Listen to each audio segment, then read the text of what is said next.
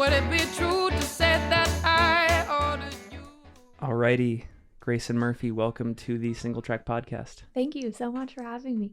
Yeah, it's a pleasure to have you here. We were talking about this offline. I am a fanatic about the Salt Lake City trail scene. I know that you were born and raised here, and this is also a special place for you too. For listeners that need further confirmation as to why Salt Lake is so awesome, what are your favorite parts about this city as it pertains to running? Well, if I haven't convinced you already, I think the access to trails from the city is pretty unique. You don't find that in a lot of places, especially our cinnamon roll loop. I think that's pretty cool to be able to get on Singletrack within, a mile of where we're living. And then the views and the mountains are special to me because it's home. So I always think of like home and I'm safe, and I had them tattooed on me. I like them so much. So I think that just the views in general, and then access to trails and the people. I met you, and we have so many running friends. So I think in general, the whole culture here is really welcoming and fun, and just very inviting for trail running. Yeah, I mean, you mentioned the cinnamon roll loop. I'll add in a little bit of my personal favorite routes here in Salt Lake. What's cool about the cinnamon roll loop, in my opinion, is like, yeah, you start just behind the Salt Lake City Capitol, which is in downtown Salt Lake. You get onto this trail called the Bonneville Shoreline Trail, which is like amazing single track. Mm-hmm. And then we finish up at a place called Straw Market, where you can get like dollar cinnamon rolls. And in this world of inflation and high prices, these dollar cinnamon rolls still find a way to be $1. So yeah, and it brings the community together too. But anyways, that's cool. Yeah. And then access obviously to Big Cottonwood Canyon and Little Cottonwood, and there's just a whole variety of trails too. Yeah. I think Mill Creek is really underrated. And Emigration. Those are my two favorites because I think everyone goes to the Cottonwoods. So I like to give some love to the two other little canyons.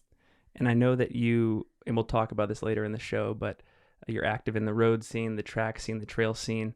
If I'm a runner that's primarily focused on track and the road, but I want to dip into trails, where do you recommend I get started if I'm passing through Salt Lake? Oh, I always tell people to try Pipeline because it's really gentle. There's no hills. It's not technical for the most part. And you get a view at the end. So it's an easy way to get hooked on trail running without feeling like you have to climb a mountain first. Yeah, I think I would 100% agree. That's a great intro to Salt Lake running. And yeah, great views, perfect grade. Yep. Single track. Yeah. Okay, I want to pivot to a completely different talking point, but I think the reason why I wanted to have you on the show for a long time, but this particular moment was what sealed the deal for me. I was watching the Olympic trials with our buddy Mike Tamayo, who produces this show, and we were watching your preliminary heat in the steeplechase, and you won. You crossed the line in first, and I'm wondering, I want to kind of go inside your mind, and I'm wondering how it felt to cross the finish line in first place, knowing that you were going to compete in the final round of the Olympic trials with the best field that the U.S. had to offer for that event. It was surreal. I don't think that it took me probably 2 days after to kind of process what that meant and what had happened. And that wasn't my goal going into the prelim, was not to win it. So it was kind of strange, a weird feeling to have won it and then realize, like, did that just happen? Is this really what's happening right now? So it was cool. It took me a while to process, and then it did kind of shift my perspective going into the final from, oh, I just barely made the final, to I'm actually competing for a spot on the Olympic team now. Like, I legitimately have a chance, and that was a little scary, to be honest, to kind of realize. So that, I think, put a little more pressure on the final for me. Yeah. Well, going back to the lead up to the trials, what were your expectations and how were you thinking about everything from a competitive standpoint? Like what goals did you set for yourself going in? I knew that I could run the Olympic standard. I hadn't raced a steeple. I didn't really want to for May, I think it was. So even though I didn't race, I did do a time trial here at the track just with me and my coach Kep, and I ran 2:16 for 2K over full barriers and water pit at 5,000 feet. So we were pretty confident that I could run the Olympic standard. So I actually did, and I do think I can run quite a bit faster. Was pretty happy with the time I got, but disappointed it wasn't faster. So going into trials, we kind of knew time-wise, we were thinking it's going to take about, sub 9:20 to get on the team. Right. So try and run that. So it was interesting, to have those goals and then kind of feel them start to become a reality was a weird thing for me. And it was cool to have my family was there, and then my coach Kep was there too. And it was just cool to be like with the people I care about the most in that moment. That's awesome. And you talked about how, well, if I remember correctly, there was a really short amount of time between that preliminary round and the final round. So what strategies were you using to sort of celebrate what just happened, which was this huge accomplishment? It was a really talented field that you won, but then also getting ready for that final round. I just tried to lay low. I was staying outside of Eugene, which I did on purpose because I didn't want to be surrounded by that intensity and just all the people and the media for those 3 days. So it was an awkward time. It's 3 days, which is a little weird because then you think, well, when do I need a little workout in there? Or am I going to get stale in 3 days? Which was a learning experience for me and Kep again. We would change some things, I think, going back. Okay. But I went to the beach with my family. We had a good time. We went mini golfing, just got to hang out and enjoy time with them outside of being near the track. So that's kind of my go-to of prepping, is just kind of not prep. I think that's awesome. So basically separating yourself entirely from the activity. Yeah. What can you do to distract? Very cool. A couple more questions here. The first is, we have a relatively short turnaround because I think COVID delayed the whole series of events, the Olympics, etc. Is this an event that you plan to compete in again? What is it, 2 years from now? Is 2023 going to be when the trials? 2024. Okay. Are you going to be returning again? Same event, same? Yeah, maybe. We'll see. I tend to change my mind a lot and jump into things pretty quickly. So ask me in 2024. I'm the same way. I dig that.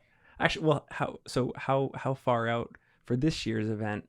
How far out did you say, okay, I'm in, I'm committed, I'm going to go do the trials? January. That's amazing. So about 6 months, yeah.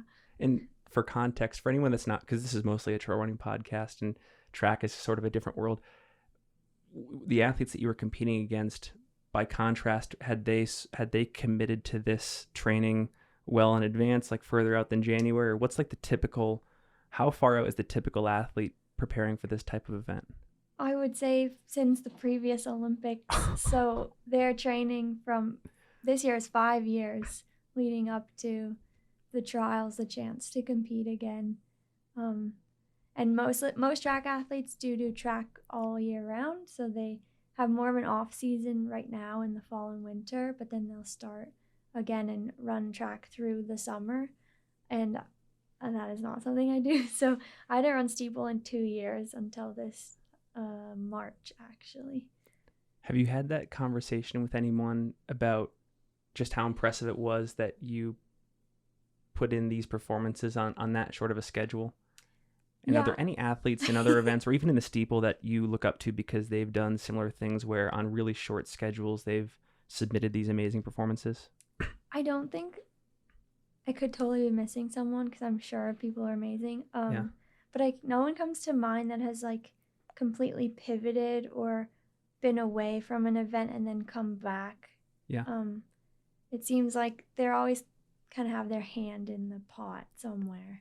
Yeah. So. Gotcha. Okay. Well, the steeplechase fascinates me, and I think it fascinates a lot of people in the trail world because there's been a lot of people, as you know, that have come from a steeple background into the sport of trail running and been really successful, including yourself. You're very successful in our sport, and we'll talk about that. Couple of things that I do want to cover.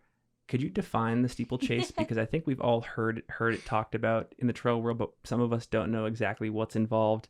And it is a unique event, so I'd love to hear you just give us like a quick elevator pitch on what the steeple is. Well, it's not the horse kind. There are no horses involved. It's 3K on the track. You've got 7 barriers, a water pit, so 35 barriers over the 3,000 meters. It's kind of in between a middle distance and distance event, and it's typically a pretty strength-oriented person that does well in it, which I think is why a lot of trail runners come out of steeplechase.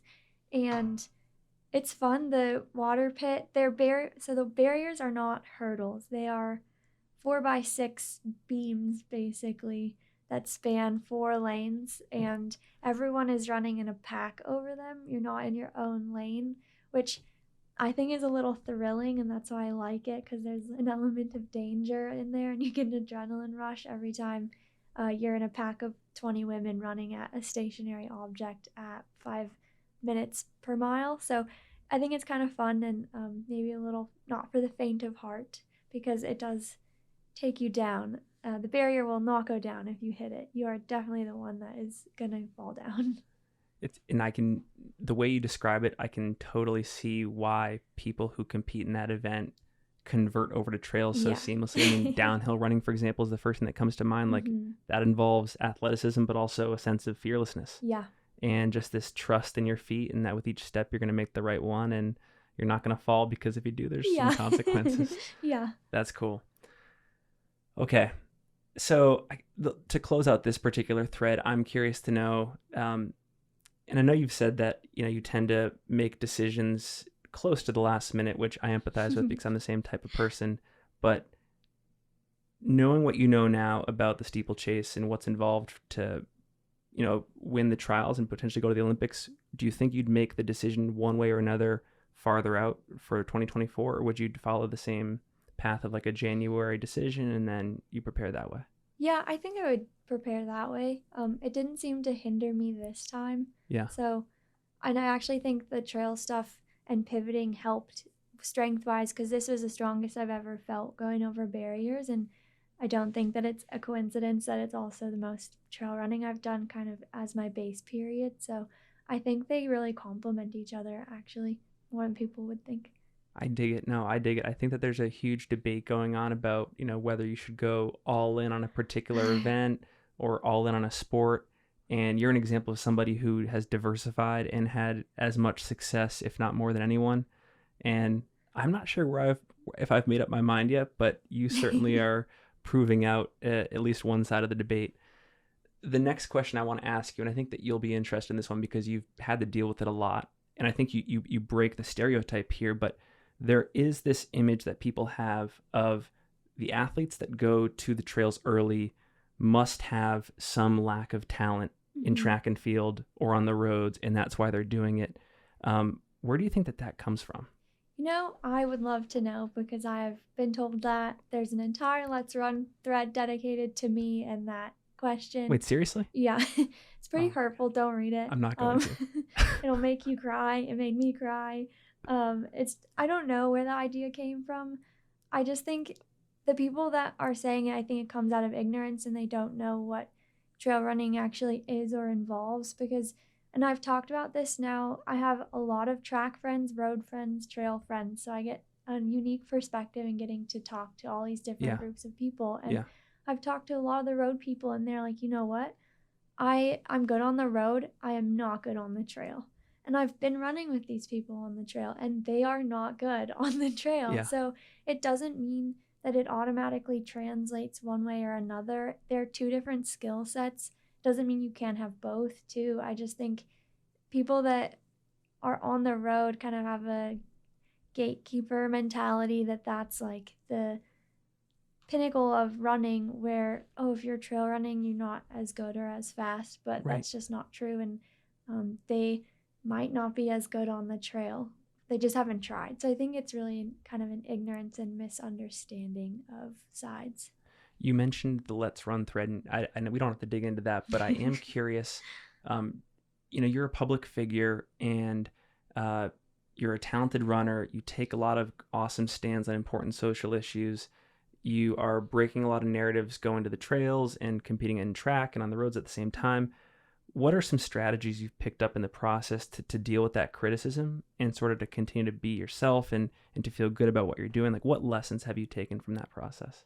One quote that always comes back to me, and I do sometimes need to remind myself of this, so it is a constant practice of kind of tuning it out. But the quote that really stuck with me and that I remind myself of often is to not take criticism from someone you wouldn't also take advice from. And I think that's really important to know. Is it Kep that's giving me this criticism? Because he's someone I really trust. It's my coach. I have a lot of faith in him. That means it's coming from the heart and it's true. I would take his advice as well. Is it some random stranger who I wouldn't let them train me? So why would I let them criticize me or take that to heart? So that's kind of one thing I always try and circle back to. Sometimes it takes a couple hours. But for the most part, actually, I think I'm really lucky, and all my fans are 99.9% very supportive and nice. And I think that kind of goes too with like, you get what you put out. So put out kindness and you get it back. I love that. I think the other thing that I want to ask here is you're well connected too. Like you said, you have trail running friends, you have road running friends, track friends. Do you see views changing based on your conversations? Do you see views about the trail running world changing because of the success you've had and also the exposure you've given for our sport to these other areas of running? Yeah, I definitely do. This year at the U.S. Mountain Running Championships, it was super cool to see some girls that I competed with on the track trying trail for the first time, and it was their first mountain race, and they were just excited to be there. And they have told me, and I know that I was part of that, kind of opening that door and showing them like, this exists and you can try it too, and it's fun, and you don't have to think you're not good, that you want to try it. Like, it's okay, we can do this and we can do both. So that's pretty cool. And one of the girls that made the team, Megan Lacey, she I think was second, can't remember her place at Trot. But so she was at U.S. Mountain Running Champs. She made the team with me, and she ran Chicago Marathon on the road. She ended up DNFing. She had an injury, but she was training for a road marathon and did the mountain stuff mid-training block. So that was super cool, and just another example of people starting to kind of broaden their horizons. And typically, do you see these people saying, yeah, I'm going to double down, I'm going to keep doing this trail running thing? Or is it like, well, I had this experience and it was cool, but it's not for me? Like, do you see that as a gateway to further participation, or how are you seeing it play out? Yeah, most people get hooked after one and then they can't stop. That's awesome. Okay. Yeah. That's just, this show, we entertain this whole thread of like, how do we grow the sport? How do we make this sport appetizing to people on track and in the road world? And so I'm just curious to get your take there, because I think showing, well, destroying that stigma that it's somewhere you go once you're slow or retired, or that it's, if you don't have talent, that's where you go. Get rid of that first. And then 2, I think showing people it's okay, like you can have fun and do both, and the training is not all that different, as long as you're not taking it to extremes, so you're not like a sprinter or a super ultra runner. But if you're kind of in the middle, you can do everything and it's okay. Yeah. Well, one more question in this area. So you run for Saucony, and I'm curious to know how Saucony views the trail running world and some of the investments they're making, because obviously they're one of the most well-known brands in our sport. They put out fantastic shoes. I mean, we're going to go on a run after this, and I'm wearing their Endorphin Pros, I think. Shout out to Saucony. And so I'm just curious to know, like, how major brands start to think about our sport as it grows bigger. And in your case, you have conversations with Saucony, if not daily, at least weekly or monthly. So what are you hearing from them? Yeah, I think we're really focused on, again, kind of back to what you said of how do we reach communities and rope them into the sport and get them interested. And we've had a lot of talks too about how to get younger people interested, from even a high school age, and kind of introduce trail running younger. So it's not something you find in your 30s once you've gone through the road scene and you've been spit out with it. So yeah, we've been looking at like, how do we get that in college and high school cross country meets? Do we need to go set up a booth somewhere or do like some running camps for kids on trails so that they can get introduced to this sport at a younger age, and hopefully just get more attention from the bottom up, and it will grow that way. Way cool. Transitioning here. So you're a full-time runner. I mean, you do many other things. I know we can talk about how you're getting your master's degree and how you are dabbling in entrepreneurship very successfully. But, you are a pro runner. You do this for a living. Mm-hmm. And I'm always curious to know how pro runners think about like the long term of their careers. And I know we just talked about how you tend to make decisions relatively soon before an event comes about. But could you also talk about any thoughts you have about like the long-term nature of your career and things that you're imagining that you'll do, 5 years out, 10 years out, 15 years out? Like, how do you think about the long term? I think the first thing I always think about is I just want to be running competitively. And so that always makes me think, okay, everything I do from here on out then needs to be focused on longevity and sustainability and prioritizing my health, mental, physical health. So just so that I can get there, because I want to be like the women now who are running into their late 30s. That's where I want to be over 10 years from now. So that's kind of where I need to get to. I would love to run a road marathon. I think I'm going to love that. So very excited for that. And the Olympic trials are always going to be there. So that's always going to be a fun chance to try that. Ultras eventually, definitely want to do that. So there's a lot of things I want to do. I just want to keep taking little steps towards them and building up.